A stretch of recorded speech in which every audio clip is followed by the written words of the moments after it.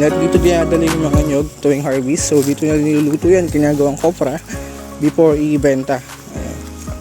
So ito yung harvest nila ng nakaraan. So kung mapapansin nyo, napakarami.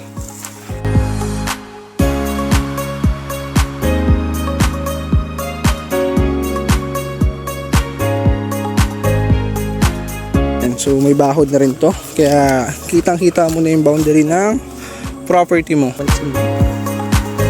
Matataba yung puno.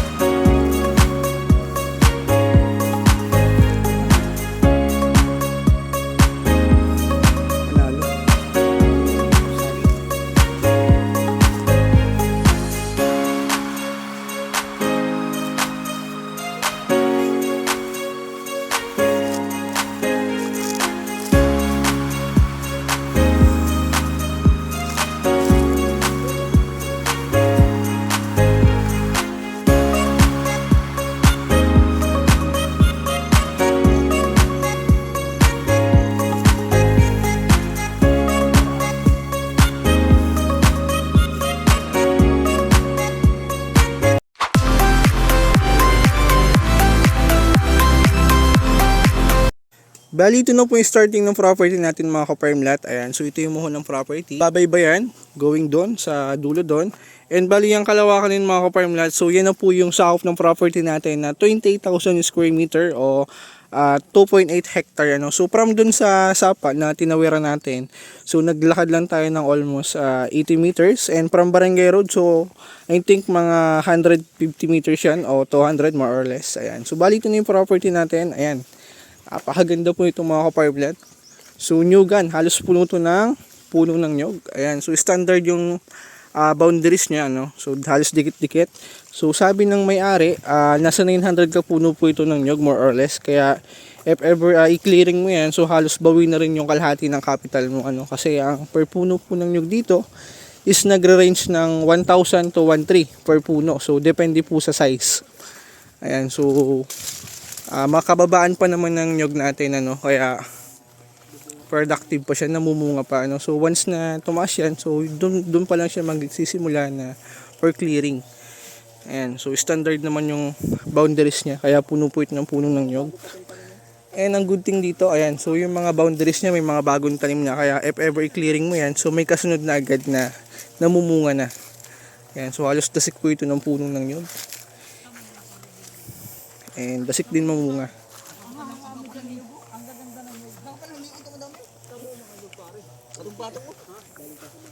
Kaya nakakailang kabuto ng nyug tol tuwing harvest? 8K pinakamataas, pero ngayon pinakamababa taghina na 2-1, 2-2. 2-1-2-2. Pinakamababa na yung harvest. Pero pagka taglakas 8,000 kabuo. Mahigit. Ito mga marami. lakatan, yung malalaki, lakatang Davao. Ito. Ito, mga nasa paligid. Tapos ito, mga Saba. Tapos meron tayo mga dwarf. Yun.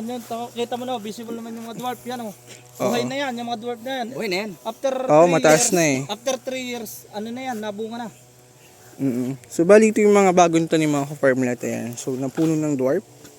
Ayan. So mga 8 to 10 years namumunga na po yan. Ayan, so lahat yun mga ka-farmlet, bawat boundaries may mga bagong tanim na yan para if ever i-clearing nitong matataas, so may mga kasunod na agad siya na namumunga na.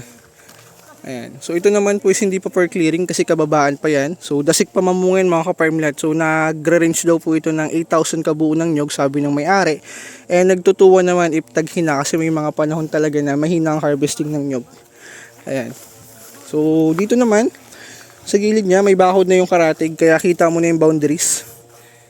Ayan, so may bahod na rin to, kaya kitang-kita mo na yung boundary ng property mo. And bali structure ng lupa niya, ayan, so medyo slight hilly siya pataas. So ang good thing naman dito, so hindi siya sa bahaw, ano, kasi mataas yung area natin. And sa taas pwede ka magtayo ng bahay or kubo kasi mataas yung area ng mga ka-farmlet. So kitang-kita mo yung farm mo paikot. Ayan, so maganda, halos puno po ito ng puno ng nyog. Kaya perfect to for retirement. At the same time, investment na rin mga ka-farmlet. Yan, for retirement kasi every 45 days meron kang nag-generate ng income, ano, kasi sa tumataas yung value ng property mo. So kumikita ka every 3 months or 45 days mga ka-farmlet. Ayan, so napaka ganda po nito. For retirement, may insurance ka na inaasahan. Panalo ito mga ka-farmland. So 28,000 square meter yung buong nakikita nyo. So nasa 1 hectare pa lang po yan.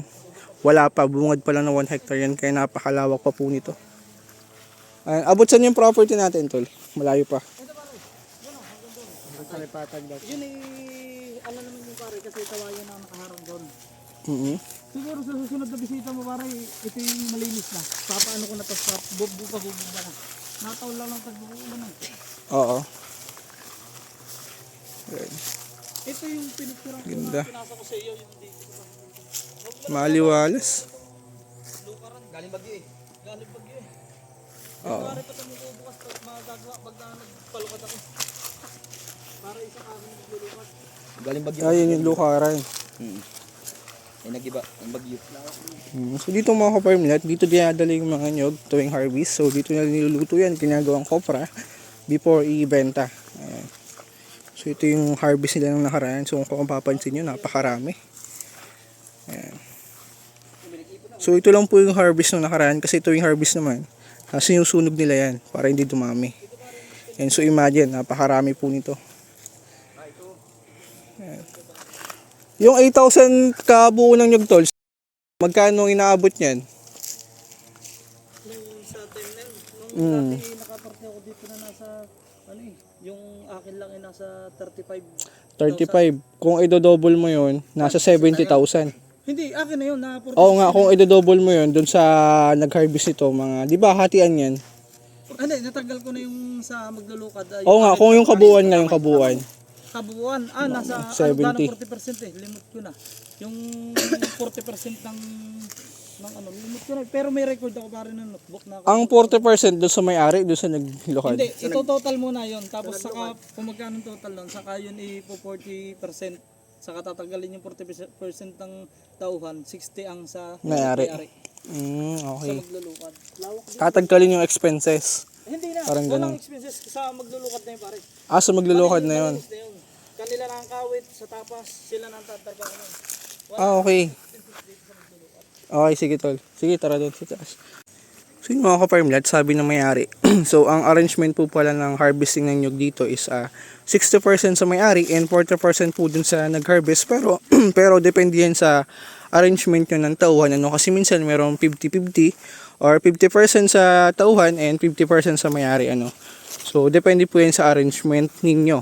Ayan. So yan. Balik lang natin dito sa farm. So napakaganda po ito mga ka-farmland.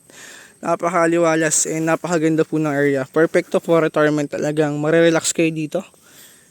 Ayan. Kasi sa baba dito, may old rice land pero hindi na po yung sakop ng property. Ano. So ito nakikita nyo mga ka-farmland sa video. Ito yung sakop ng 2.8 hectare natin. Ito yung medyo slope. Ayan. So may medyo pa-uphill siya na platted naman pagdating mo sa taas. Ito yung portion na magandang tayuan ng bahay. Ayan, kasi kita mo yung property yung paikot. Ayan, napakaganda nito mga ka-farmland. Panalo. Ayan, perfect na perfect po to. For retirement talaga. Ayan. Ganda. Halos dasik po mamunga yung mga nyug. Ayan, papansin nyo. Ayan, matataba yung puno niya.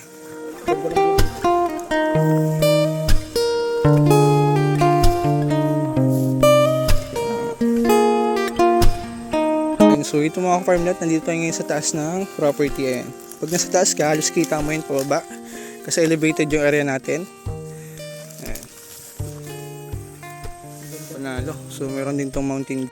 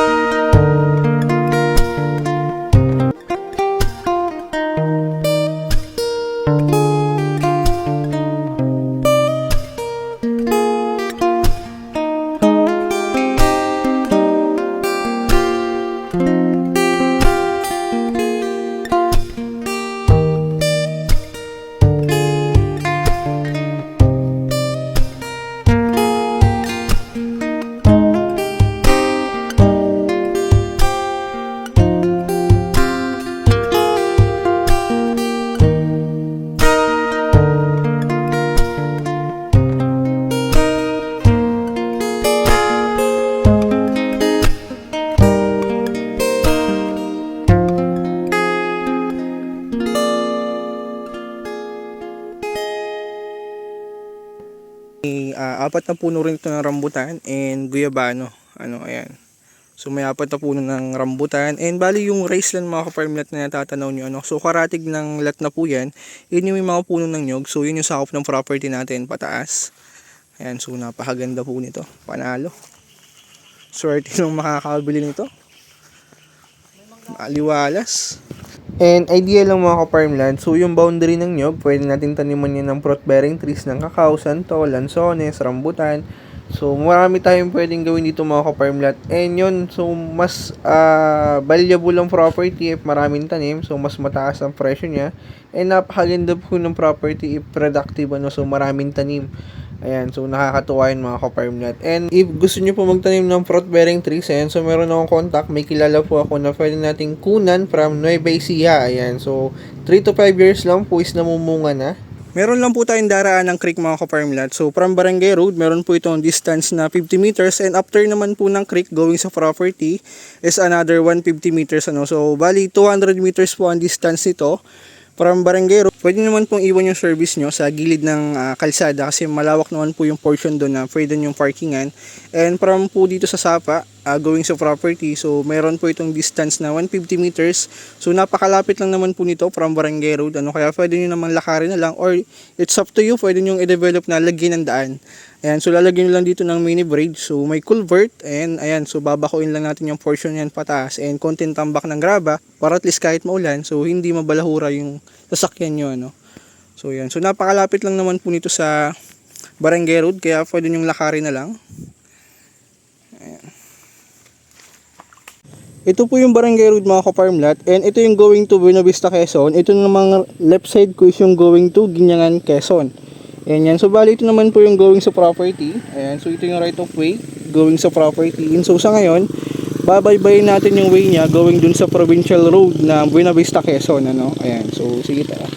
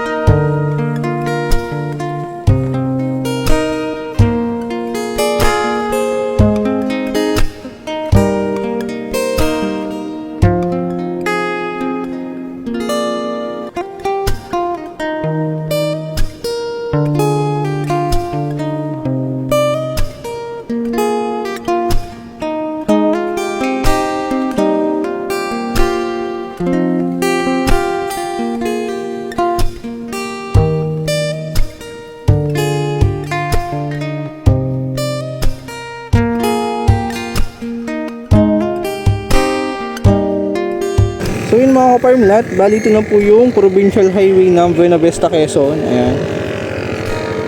Mapansin nyo. So bali ito po yung provincial highway. Pag para Manila ka, daraan ka ng Lopez, Quezon. And then, next na po is yung Buena Vista na. So ito namang left side ko, ito naman yung going to San Narciso, Quezon, daraan ng San Andres, San Francisco. And ang labas po ito sa Katanawan, Quezon and Lopez na ulit. Ayan. So bali umikot lang din siya. Ayan. So, accessible naman po yung property natin and all cemented naman yung daraanan from National Highway, and going dito sa Provincial Road. So, ito lang yung portion na rough road na daraanan natin. So, going sa property. So, may clean naman na yan. So, I think mga 1.5 kilometer na lang yung rough road na daraanan natin and property ng mga ka-farmlat. And yan, kung naghahanap ka ng farm na accessible at the same time, daling puntahan, Ayan. So, kung interested ka mga ka-farmlat, i-message lang po sa Viber, WhatsApp, and yun. Thank you po and God bless.